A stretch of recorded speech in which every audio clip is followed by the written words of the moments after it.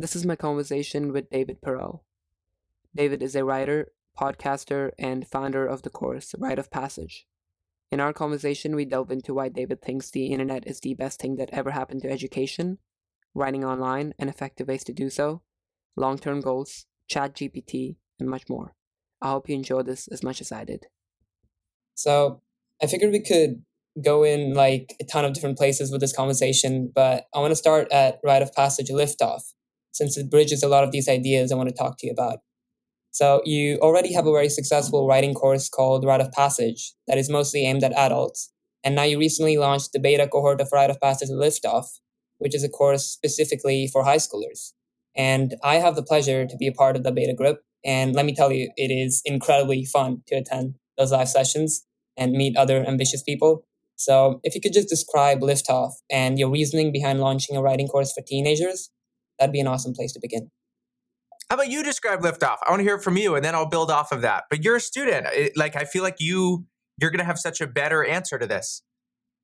Yeah, so it's amazing. It's really cool that I got to actually be involved at the very beginning. So just when you were even asking for feedback directly from high schoolers and teenagers about your product. So I actually got in on those as well.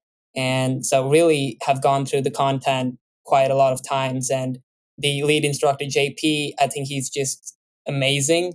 His storytelling, just the way he speaks and keeps us captivated the entire session, even though I'm like repeating those sessions so many times with all the while that I've done liftoff. And I just love meeting the new people, the breakout rooms, right? Zoom and all the content. I think it's just amazing. My answers all over the place because, so excited about it. But I think liftoff is just an amazing place where people who want to get published, specifically high schoolers right now, they can get published by writing online. And you've talked in so many places why writing online is so cool and you can just do so many things with it. And I think aiming it at high schoolers is an amazing thing. So just curious why you thought about it.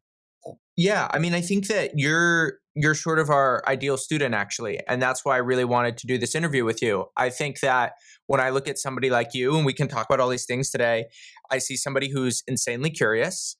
I get the sense that you might be limited by where you live in certain ways. And actually, you know what? Everybody's limited by where they live, right? So you're limited. I was limited a little bit in San Francisco, definitely limited in North Carolina when I was going to school. And I didn't feel like I had people around me who were intellectually curious and who were helping me advance that. And I think that, Arjun, I think that you're like exactly the kind of person that I really want to be helping. And I think that that shows up in a lot of ways. It shows up in your willingness to sort of put ideas out into the world, and clearly a burning curiosity and a struggle with the school system where this shows up all the time. I think that a lot of school is geared around tests. It's geared around rote memorization in the wrong ways.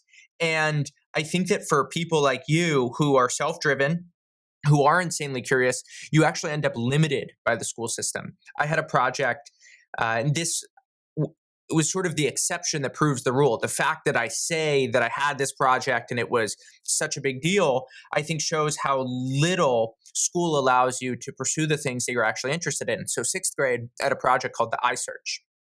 And my teacher, Miss Peterson, she said, hey, for the next 6 weeks, you can learn about whatever you want.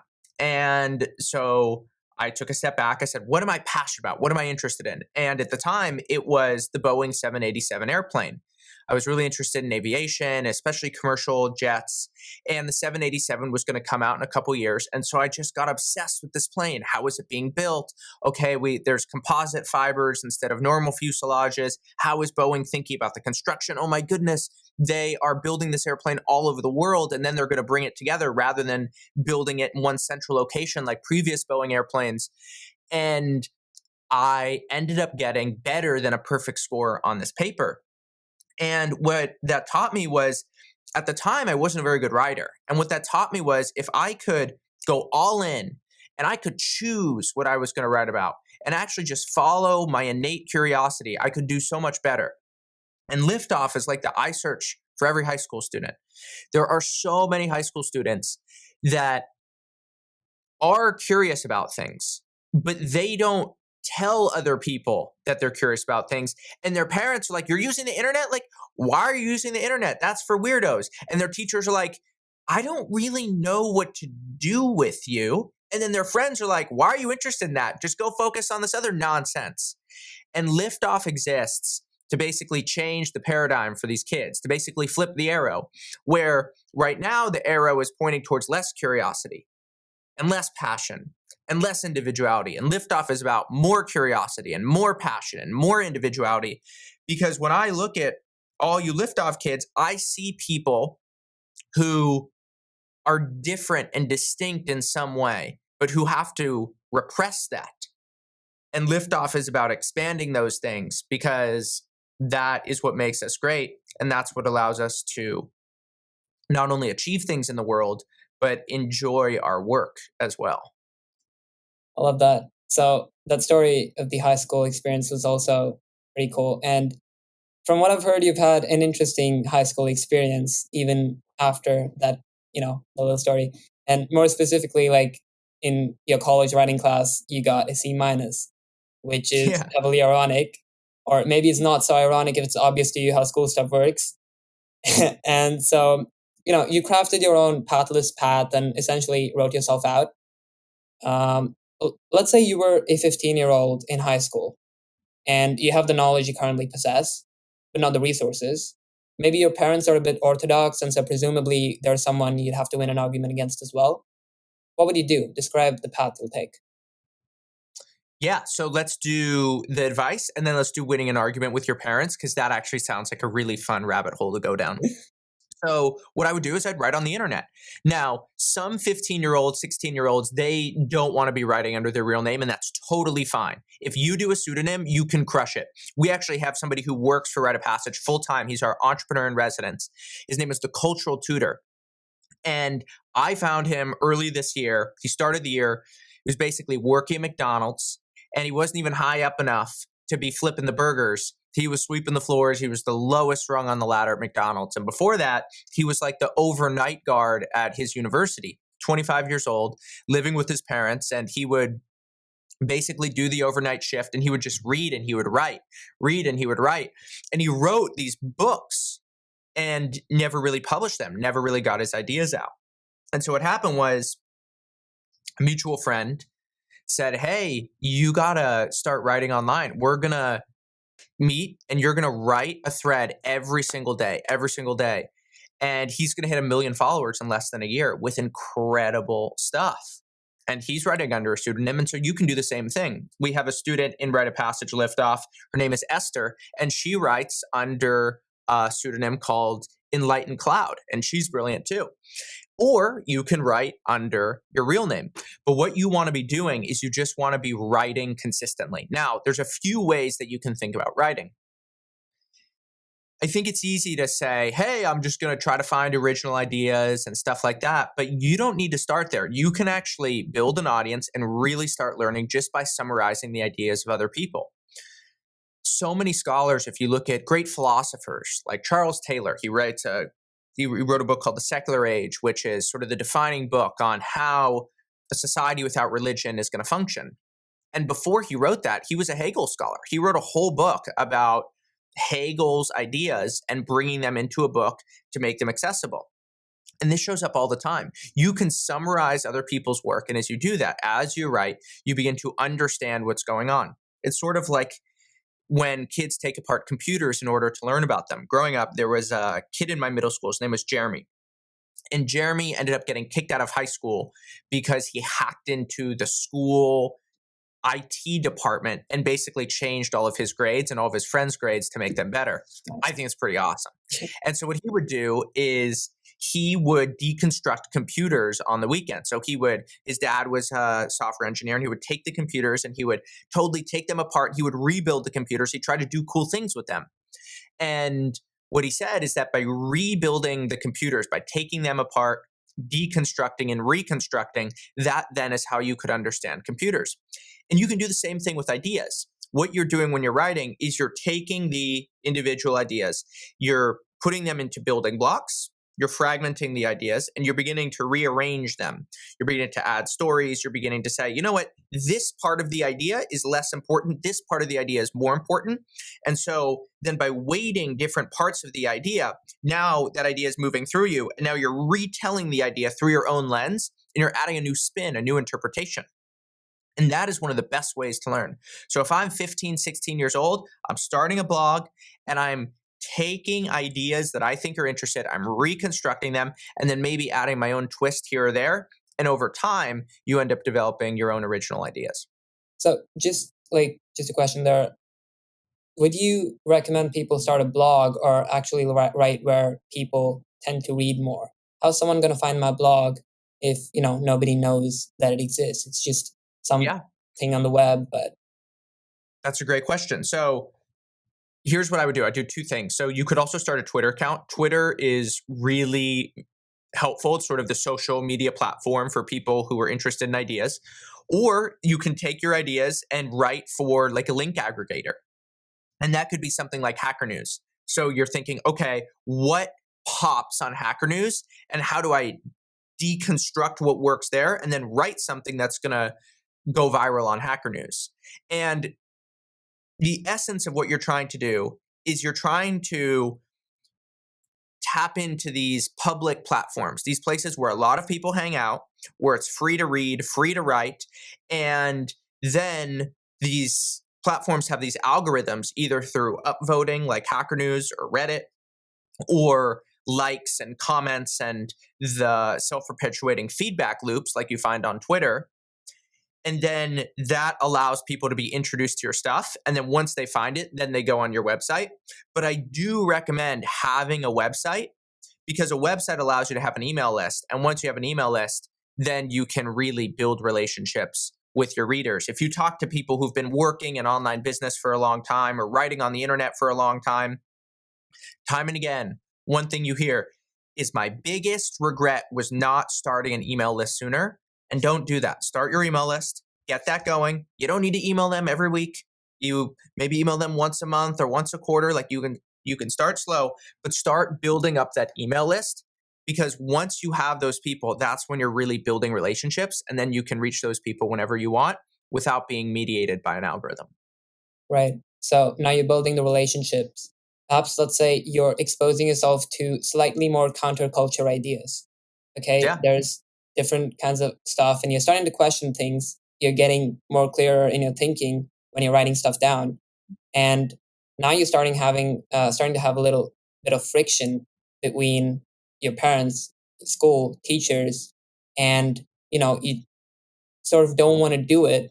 And you think, okay, this writing thing is going well, but how do I convince my parents that, I can continue with this and I don't have to go to school? School is not adding value to me. What if I can do homeschooling? What if I can, just de-school myself? How do you go about convincing them if you're 15 again? So I'm not sure that you necessarily want to jump to homeschooling. I think that depends on your situation. So I think that there's a few things here. The first is, a lot of people just don't have the money to do homeschooling, to do a private school or something like that.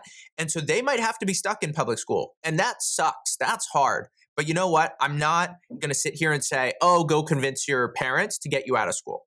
What I will say is when you're not in school, when you do have time, spend your nights, your Saturdays and your Sundays really focusing on writing and learning. Do not let yourself be somebody who just consumes and consumes and consumes and says, oh, I'm learning.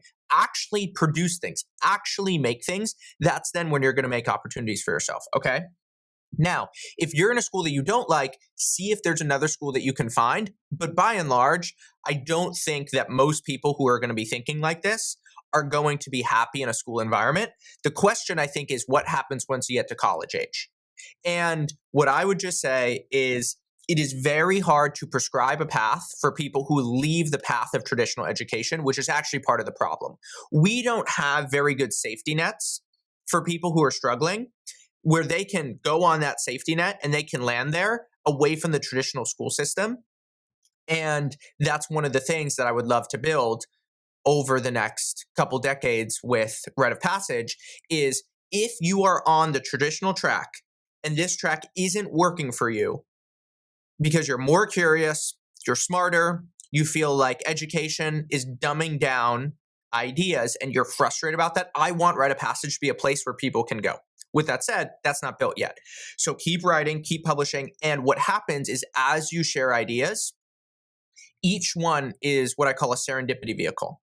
So what happens is there's frequencies that exist in the world. And this is going to sound really, like woo-woo and energy, but it's just true.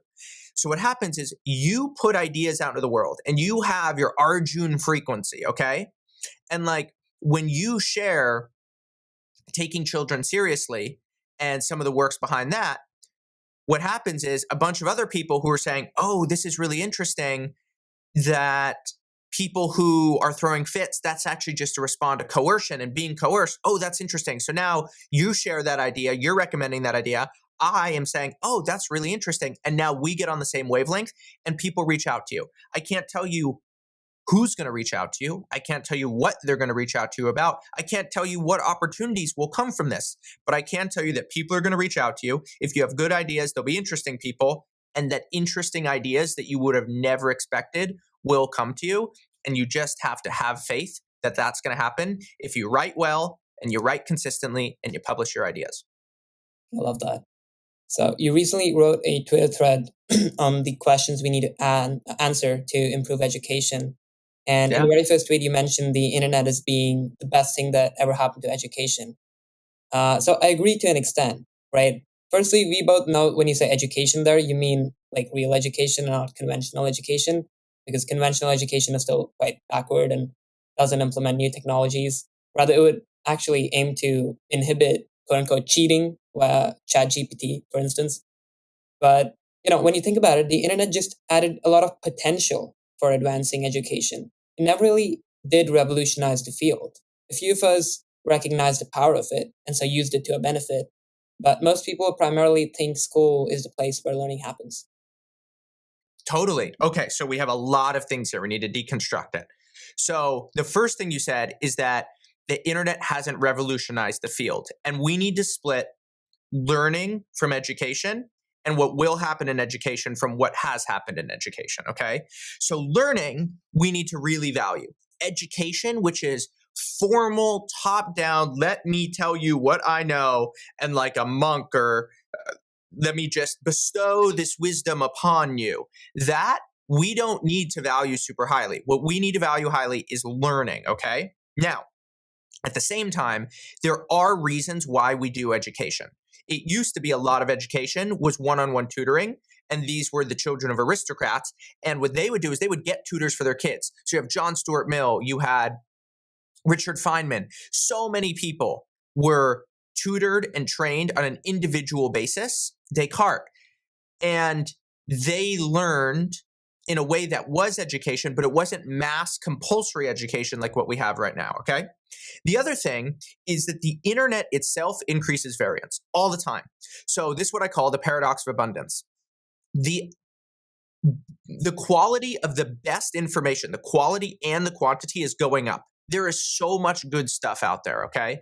If you are serious about learning, you can find information for free that is superb. The problem is that we basically have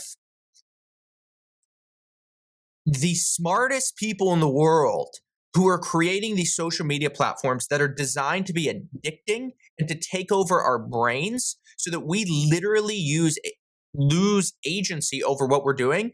And like Pavlov's dogs, we're responding to these notifications and just basically succumbing to addiction, information addiction, that is taking us to information that is nonsense and hollow and actually bad for our minds a lot of the time, right?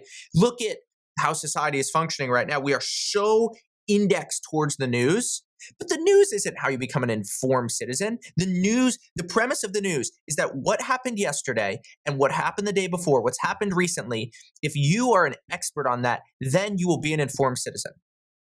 What nonsense, what bogus. That's not true at all.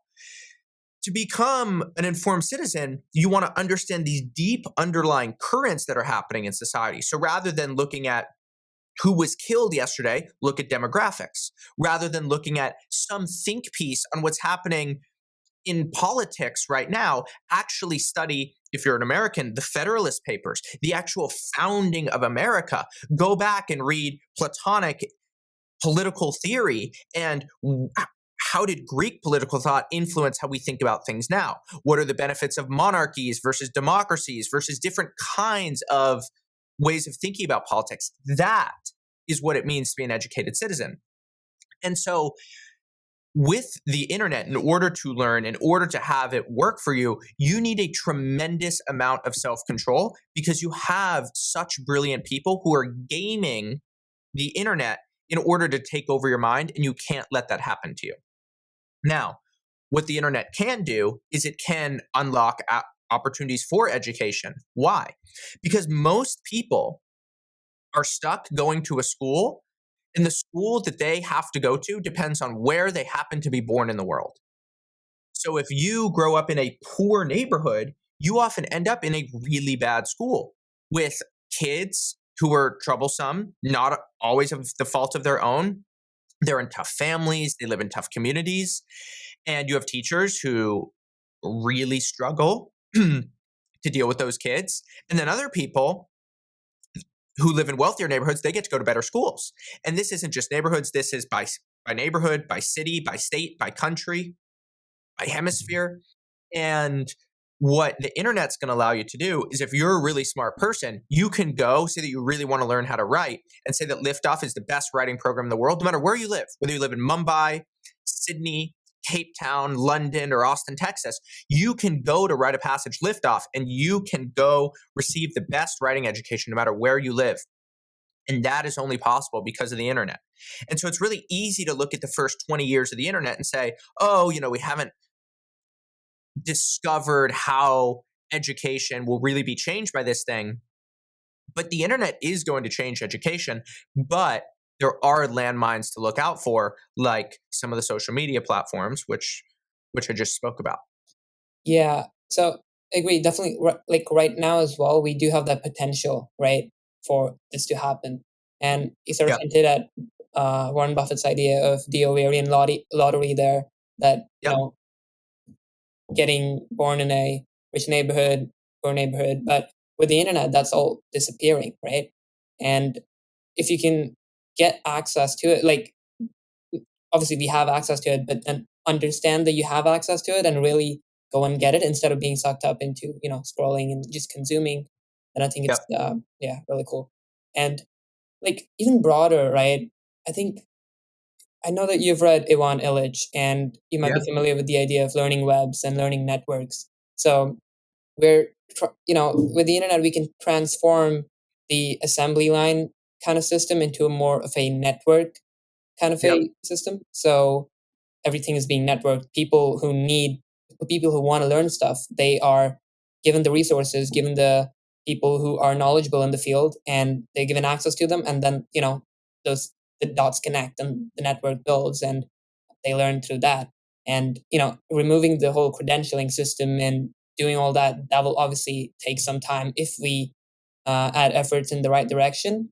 But it's just curious that we might be going towards this network-oriented kind of system where, just the internet might be able to help for that. But right until now, it hasn't, even though Illich's ideas are like so old, like, I don't know, 50 years old now or 40? Yeah, 70s. So, yeah. So, yeah, it's just curious that he wrote that like so many years ago, but we still haven't done that. We are seeing change slowly.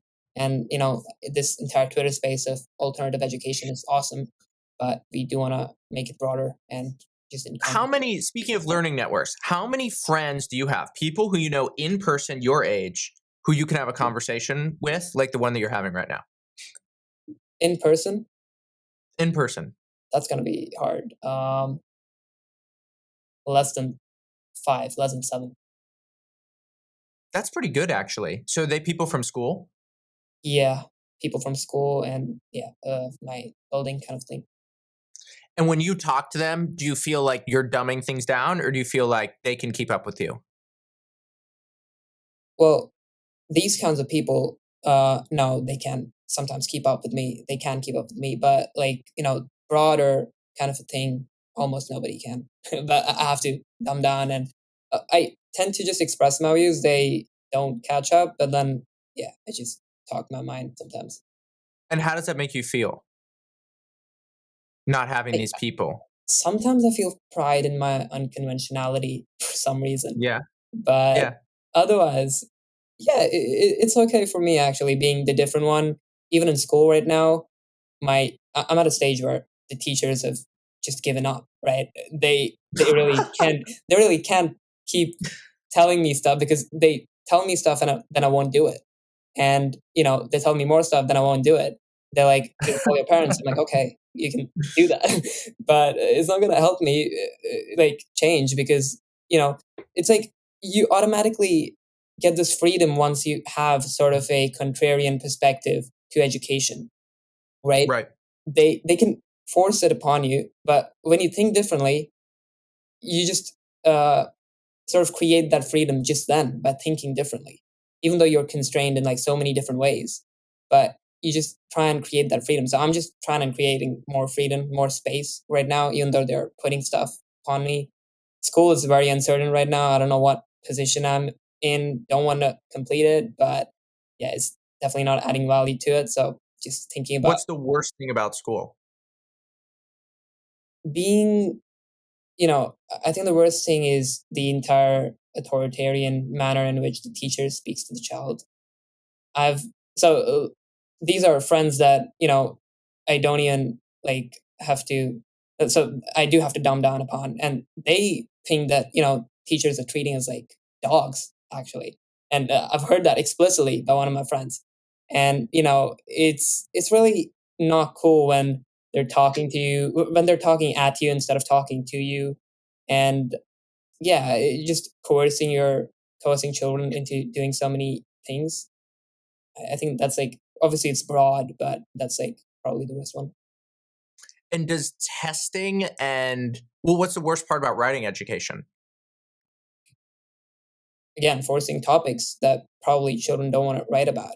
Nawal has this very awesome quote: "Read what you love until you love to read." But I think that also explains why most kids in high school, they don't like to read and they don't read, because like you're actually forced all these things to read, like all these big textbooks and stuff you actually don't want to read.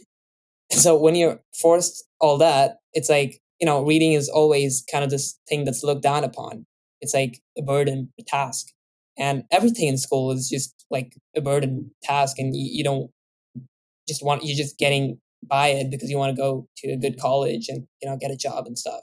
For me, that's not something I want to do, and that's why, again, I can find my space in this system, and not really find it, but just trying to make the best, again, as you said before, like work on the weekends, work after school, before school, sometimes during school. Yeah, it's funny, right? Like, I think that there's two things here. The first is how school kills curiosity, which is insane, right? So you basically, this becomes more and more of a problem as you can learn more and more on your own. So it used to be that in order to learn on your own, you'd have to go to library or have a library card, and you'd have to acquire information some way, right? Because information was physical. And so unless you had a house full of books, what you'd have to do is you actually have to go somewhere and then bring that stuff back. Okay, now you can just go on your phone or go on your computer. You read whatever the hell you want. You can go Wikipedia, go read free ebooks, whatever you want. Listen to podcasts like this. So basically, the returns to being super curious go up. And if you talk to people, I once had a conversation with a very successful angel investor who used to be he worked very closely with Bill Gates at Microsoft. And he's now invested in something like 400 startups. And I said, hey, what is the big difference now versus when you started your career? And he said, when I started my career, where you were born was more important than how smart and curious you are. Now, how smart and curious you are is more important than where you're born. And he was astounded at how knowledgeable young founders are today. the really exceptional people, it's like they are so much smarter than we were when I was that age, because this is the access to the internet. And so basically, school more and more needs to instill curiosity in people, because once you have curiosity, once you love to learn, you hit the singularity. You have it made. Whatever it is that you're interested in, you can just go follow that. And so the fact that schools are taking people's curiosity away instead of adding to people's curiosity is a tragedy. And the problem is we focus so much on making sure that you're learning more this semester, you're making sure you learn this year, making sure you get into a good college, that we forget that school is about building a successful life. And if you can have people who graduate as being really curious, the chances of having that happen increase. And so if I was running schools, I mean, I am running schools, I want to make sure that people are learning to be curious, and we're actually increasing their curiosity instead of decreasing it, showing them that you can access all this information. The world is so cool. Go out, go explore that. Here are the benefits of doing it. Yeah. Yeah, totally. Yeah, agree. Like, curiosity is, again, just being inhibited in so many other people. And yeah, I just hate school for that. But so let's turn to writing. You're obviously famous for writing a lot about writing, but you also write about important ideas like religion, advancing education, and business. So generally, there's many important ideas, but they are well covered by other thinkers, and so not quite interesting to write about. But what's a novel and important idea you haven't written about?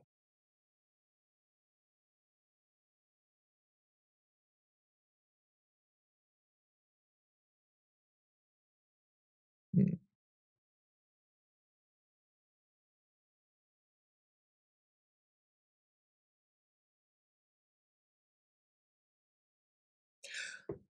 Let me answer that a little differently. There's a lot of novel and important ideas that I want to write more about.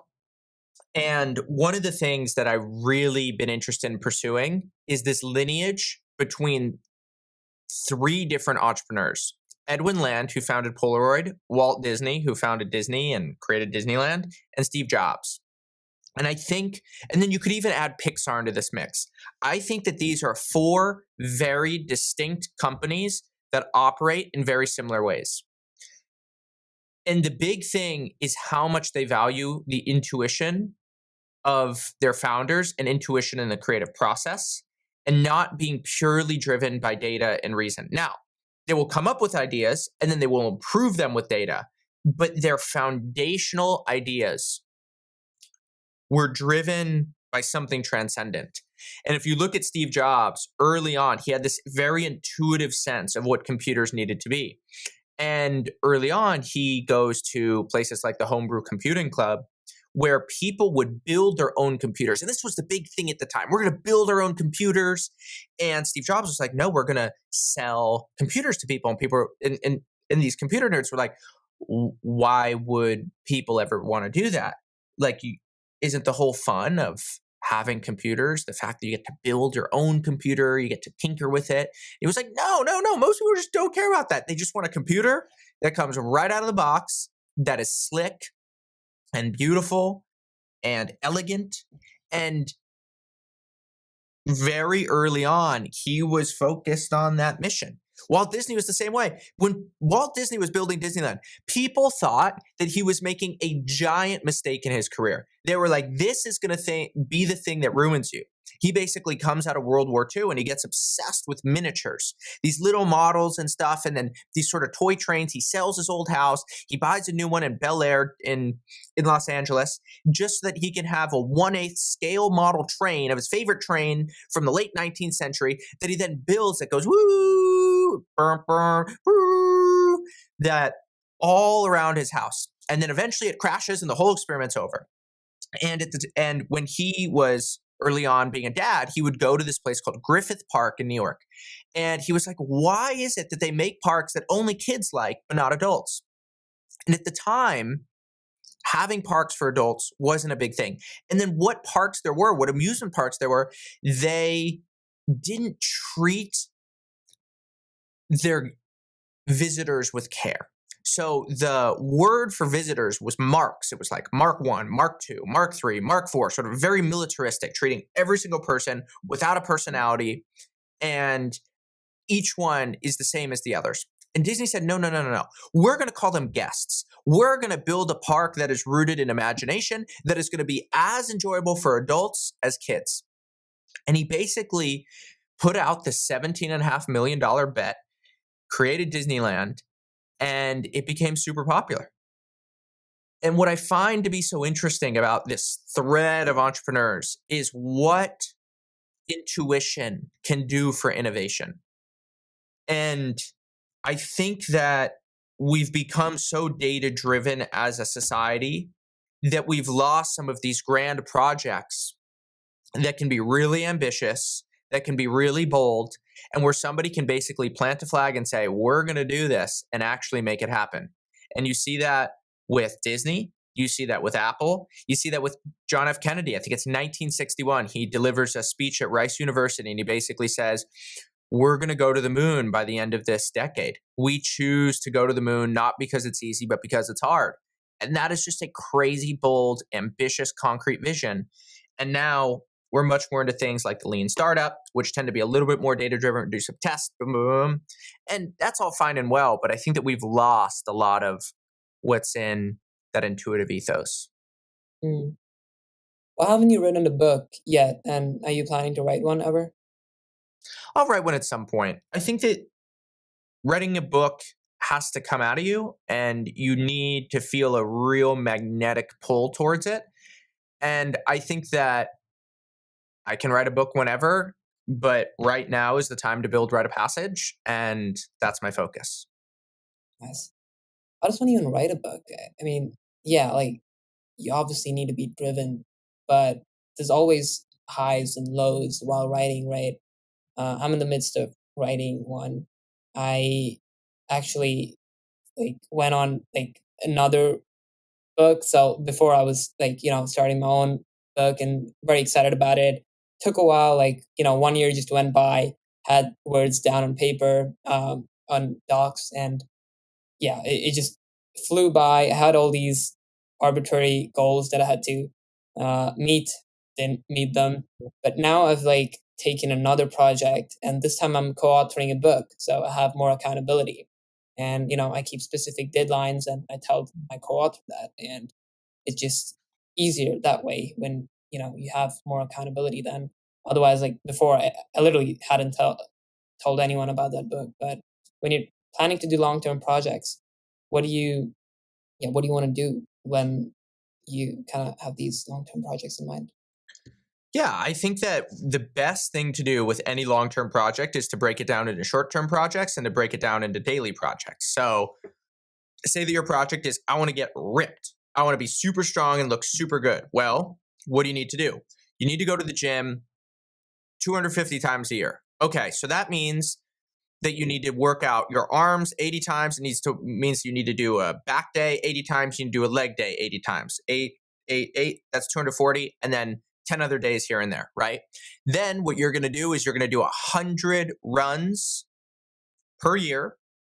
And that year you're going to do 500 miles, okay? So now your average run is 5 miles. You do 100 runs per year. Okay, so then you have that. That's my year. Then you break that into a month. Then you break that into a week. Then you break that week into a day. And then you have a calendar where you're just checking things off. And if you can take big projects and make them small and create a psychological feeling of progress and advancement, those big projects get so much easier. Yeah, I love how you deconstructed just that entire goal into these small pieces. That's cool. Is ChatGPT a part of your writing routine? What are your thoughts on ChatGPT? It's not a part of my writing routine, and I think it's great because it's gonna force schools to move away from these very formulaic essays that so many students BS and into something that ChatGPT-3 can't do. And you're gonna have to learn to write in a way where the structure is going to be different every time. You're going to have to learn to really express yourself. You're going to have to learn how to write with personality and write with pizzazz. And you're going to have to learn to be a differentiated writer. And you're going to be able to take any writing assignment and put it up against ChatGPT-3 And that will then be the comparison.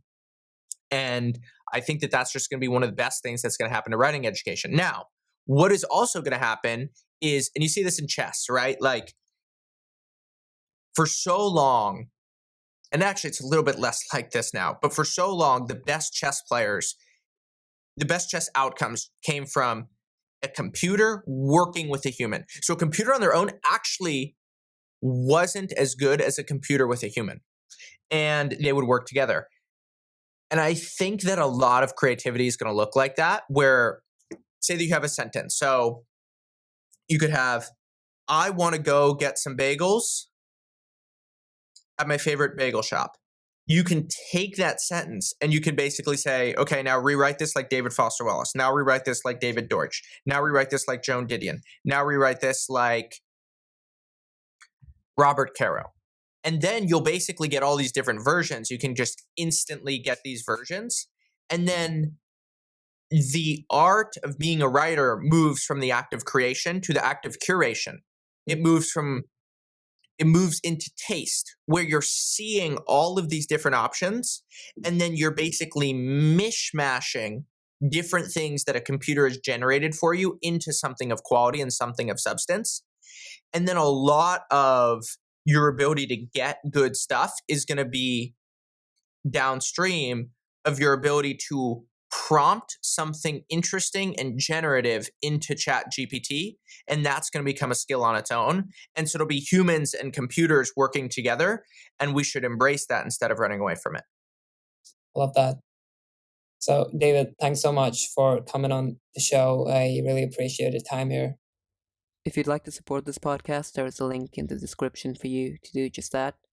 Please know that any support is deeply appreciated and will improve what I create here and elsewhere. Thanks for listening.